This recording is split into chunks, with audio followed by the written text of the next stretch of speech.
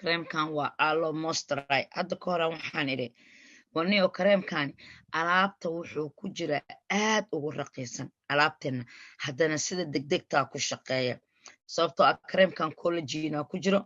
wejigaaga hadduu qalalan yahay iyo hadduu qoyan yahay labadaba waad isticmaali kartaa dry skin ahaw ama oily skin ahaw labadaba waa isticmaali kartaa waa anti aging waa aloe moisture aniga hadda oo kale ilmaha iskuulka boorsadan u geliyey sababta oo ah ciyaalkaaga maanta oo dhan ay ciyaarayaan banooniyaa la ciyaaraa musqushaa la tegaa waa lasoo fara dhaqanayaa jirkoodiyaa qaleel noqonayo wejigoodiyaa daraay noqonayo boorsooyinka igu jiraa niciima waa 11 sano jir 9 sano markay jirtaan boorsada u geliye si markay jiimka soo ciyaaraan oo basketballka ay ciyaarto haddii in case ay gacmaha dhaqato ama musqusha tagto ay wejiga iska dhaqdo ay wejigeeda u marsan karto marka maasha Allah tabaar waxaa ku jira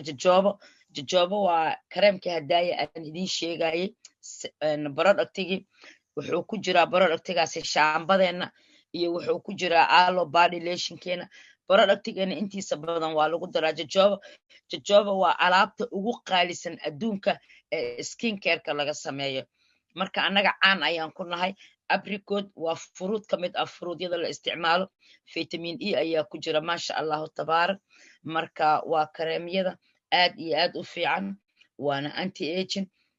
skinkaagana quruxuu ka dhigaa moisturize ka dhigaa skinkaaga skin qoyan oo wuxuu ka dhigaa maasha Allah tabaarak waa restoring skinkaaga wuu soo celinayaa haddii skin daalan uu yahay daal markaan ku leeyahay skin duqnimadii ay gashay ayaan ka wadaa haddii uu yahay wuu soo celina vitamin E ayaa ku jiro